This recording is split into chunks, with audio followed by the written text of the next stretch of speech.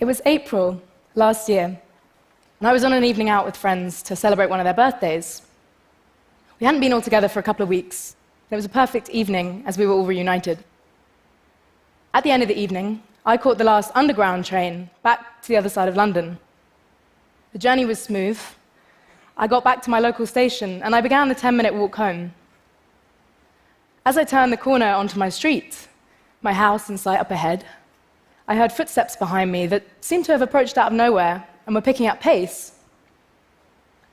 Before I had time to process what was happening, a hand was clapped around my mouth so that I could not breathe, and the young man behind me dragged me to the ground, beat my head repeatedly against the pavement until my face began to bleed, kicking me in the back and neck, while he began to assault me, ripping off my clothes and telling me to shut up as I struggled to cry for help.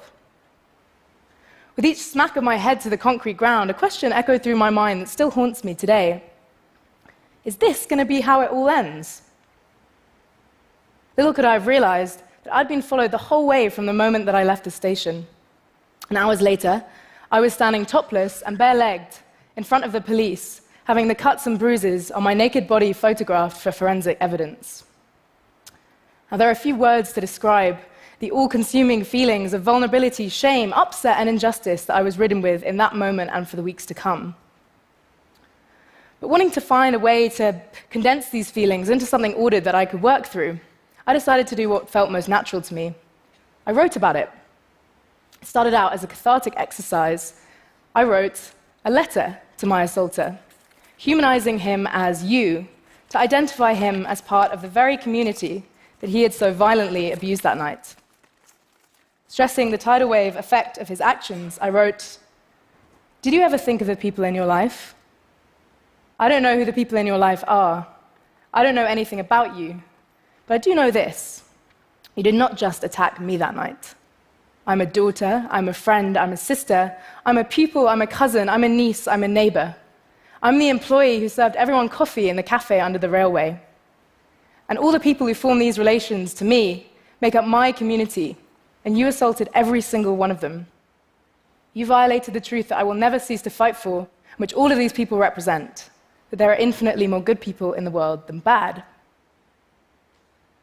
But determined not to let this one incident make me lose faith in the solidarity of my community or humanity as a whole, I recalled the 7/7 terrorist bombings in July 2005 on London transport, and how the Mayor of London at the time, and indeed my own parents, had insisted that we all get back on the tubes the next day so that we wouldn't be defined or changed by those that had made us feel unsafe. I told my attacker, "You've carried out your attack, but now I'm getting back on my tube. My community will not feel we're unsafe walking home after dark. We will get on the last tubes home, and we will walk up our streets alone because we will not ingrain or submit to the idea that we are putting ourselves in danger in doing so. We will continue to come together like an army when any member of our community is threatened. And this is a fight you will not win." At the time of writing this letter,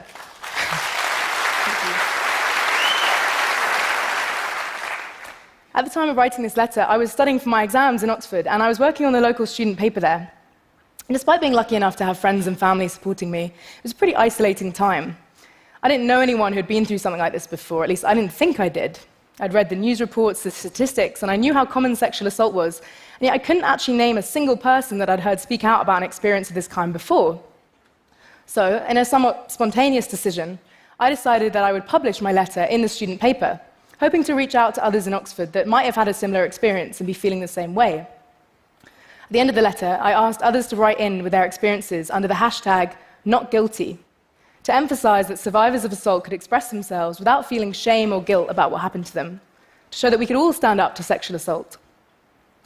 What I never anticipated is that almost overnight, this published letter would go viral. Soon, we were receiving hundreds of stories from men and women across the world, which we began to publish on a website I set up, and the hashtag became a campaign. There was an Australian mother in her 40s who described how, on an evening out, she was followed to the bathroom by a man who went to repeatedly grab her crotch. There was a man in the Netherlands who described how he was date raped on a visit to London and wasn't taken seriously by anyone he reported his case to. I had personal Facebook messages from people in India and South America saying, "How can we bring the message of the campaign over there?" One of the first contributions we had was from a woman called Nikki, who described growing up being molested by her own father. And I had friends open up to me about experiences ranging from those that had happened last week to those that had happened years ago that I'd had no idea about. And the more that we started to receive these messages, the more we also started to receive messages of hope. People feeling empowered by this community of voices standing up to sexual assault and victim blaming.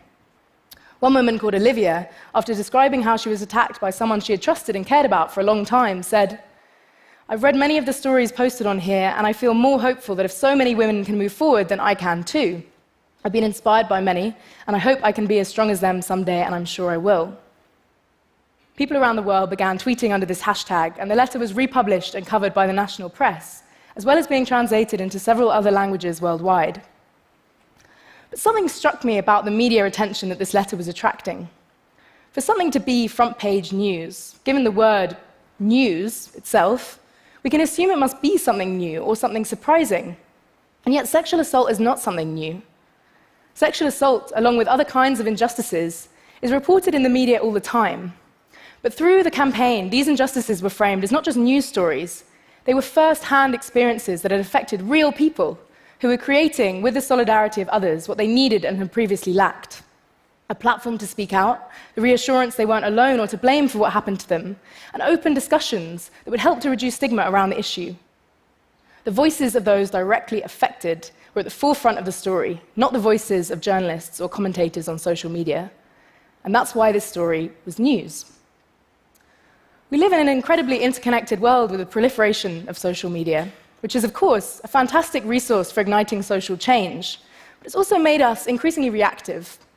From the smallest annoyances of, "Oh, my train's been delayed," to the greatest injustices of war, genocides, terrorist attacks, our default response has become to leap to react to any kind of grievance by tweeting, Facebooking, hashtagging, anything to show others that we too have reacted. The problem with reacting in this manner en masse is it can sometimes mean that we don't actually react at all, not in the sense of actually doing anything anyway. It might make ourselves feel better, feeling like we've contributed to a group mourning or outrage, but it doesn't actually change anything. And what's more, it can sometimes drown out the voices of those directly affected by the injustice, whose needs must be heard. Worrying, too, is the tendency for some reactive responses to injustice to build even more walls, being quick to point fingers with the hope of providing easy solutions to complex problems. One British tabloid, on the publication of my letter, branded a headline stating, "Oxford student launches online campaign to shame attacker." But the campaign never meant to shame anyone. It meant to let people speak and to make others listen. Divisive Twitter trolls were quick to create even more injustice, commenting on my attacker's ethnicity or class to push their own prejudiced agendas. And some even accused me of feigning the whole thing to push, and I quote, "my feminist agenda of man-hating." I know, right? As if I'm going to be like, "Hey guys, sorry, I can't make it. I'm really busy trying to hate the entire male population by the time I'm 30. Now, I'm almost sure that these people wouldn't say the things they say in person, but it's as if because they might be behind a screen in the comfort of their own home when on social media, that people forget that what they're doing is a public act, that other people will be reading it and be affected by it. But returning to my analogy of getting back on our trains, another main concern that I have about this noise that escalates from our online responses to injustice is that it can very easily slip into portraying us as the affected party, which can lead to a sense of defeatism, a kind of mental barrier to seeing any opportunity for positivity or change after a negative situation. A couple of months before the campaign started, or any of this happened to me, I went to a TEDx event in Oxford, and I saw Zelda Rakhansi speak, the former private secretary to Nelson Mandela. And one of the stories she told really struck me. She spoke of when Mandela was taken to court by the South African Rugby Union after he commissioned an inquiry into sports affairs. In the courtroom, he went up to the South African Rugby Union's lawyers, shook them by the hand, and conversed with them each in their own language. And Zelda wanted to protest, saying, they had no right to his respect after this injustice that they had caused him. But he turned to her and said, "You must never allow the enemy to determine the grounds for battle." And at the time of hearing these words, I didn't really know why they were so important, but I felt that they were, and I wrote them down in a notebook that I had on me at the time. But I've thought about this line a lot ever since. Revenge, or the expression of hatred towards those who have done us injustice may feel like a human instinct in the face of wrong. But we need to break out of these cycles if we are to hope to transform negative events of injustice into positive social change. To do otherwise continues to let the enemy determine the grounds for battle. It creates a binary where we, who have suffered, become the affected, pitted against them, the perpetrators. And just like we got back on our tubes, we can't let our platforms for interconnectivity and community be the places that we settle for defeat. But now I don't want to discourage a social media response, because I owe the development of the Not Guilty campaign almost entirely to social media. But I do want to encourage a more considered approach to the way we use it to respond to injustice. And the start, I think, is to ask ourselves two things. Firstly, why do I feel this injustice? In my case, there were several answers to this. Someone had hurt me and those who I loved, under the assumption that they wouldn't have to be held to account or recognize the damage they had caused. Not only that, but thousands of men and women suffer every day from sexual abuse, often in silence, and yet it's still a problem that we don't give the same airtime to as other issues. Still an issue many people blame victims for. So next ask yourself, how, in recognizing these reasons, could I go about reversing them? With us, this was holding my attacker to account, and many others. It was calling them out on the effect that they had caused. It was giving airtime to the issue of sexual assault, opening up discussions amongst friends, amongst families, in the media that had been closed for too long, and stressing that victims shouldn't feel to blame for what happened to them. We might still have a long way to go in solving this problem entirely, but in this way we can begin to use social media as an active tool for social justice, as a tool to educate, to stimulate dialogues, to make those in positions of authority aware of an issue by listening to those directly affected by it. Because sometimes these questions don't have easy answers. In fact, they rarely do. But this doesn't mean we still can't give them a considered response. In situations where you can't go about thinking how you'd reverse this feeling of injustice, you can still think, maybe not what you can do, but what you can not do. You can not build further walls by fighting injustice with more prejudice, more hatred. You can not speak over those directly affected by an injustice. And you can not react to injustice only to forget about it the next day just because the rest of Twitter has moved on. Sometimes, not reacting instantly is, ironically, the best immediate course of action we can take. Because we might be angry, upset, and energized by injustice, but let's consider our responses. Let us hold people to account without descending into a culture that thrives off shaming and injustice ourselves. Let us remember that distinction so often forgotten by internet users between criticism and insult. Let us not forget to think before we speak, just because we might have a screen in front of us.